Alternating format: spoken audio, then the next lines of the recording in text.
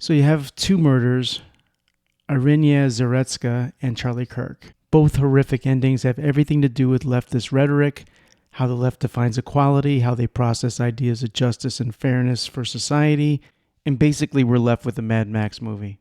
It really comes down to civilization versus those who want violent anarchy. Both these murders are gruesome, shocking, and infuriating. Will they be watershed moments? I don't think so. We have experience with this, right? From being corralled by COVID, completely gaslit about George Floyd, the deadly and destructive riots that ensued, a rash of trans assassins that we can't talk about. There's simply a contingent of people out there where it doesn't matter what images you put before them. They're brain dead. They're unable to compute. They're unable to internally question themselves. And the irony is that they're probably college educated, which only serves to feed their ego because they think that they're brilliant.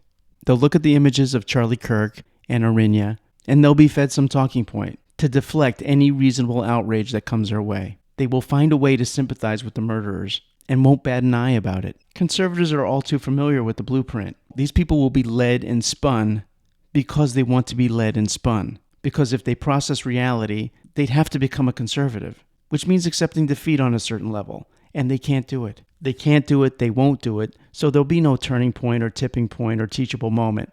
These are people incapable of being taught. I'm sorry if that's pessimistic, but I'm calling it like I see it. I was optimistic when Trump was elected. It seemed that that was finally the official repudiation and that the other side would have to adjust, to clean some shit up, that they'd have to modify. Well, they're not modifying. They're giving you the stronger dose. It's September 11th and New York City's about to get Mamdani as their mayor. They're going more socialist, more communist. And honestly, what communist mob believes in peace, sanity, and normalcy? They don't. For myself, I'm just a semi-retired comic who cranks out the occasional video with my opinion. I am a Charlie Kirk fan, and part of me would love to make the impact on the world like Charlie Kirk did.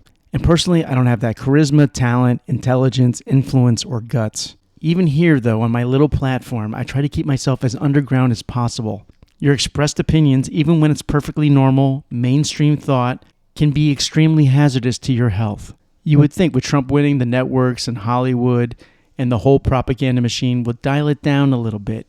But no, these people are evil, they're violent, they're liars, manipulators, terrorists, and they're insane. And it's why I'm sure conservatives who want to speak out in public are going to have to do so with it looking like a gas station in a bad neighborhood, with them behind bulletproof glass.